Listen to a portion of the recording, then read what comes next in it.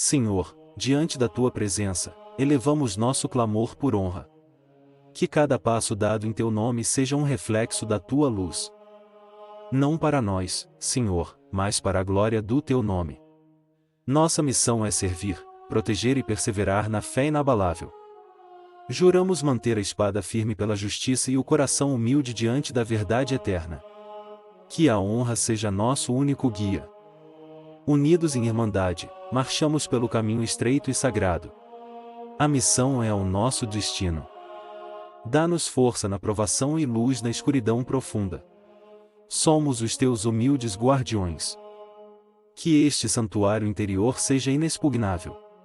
A honra é a nossa armadura, a oração é o nosso alento.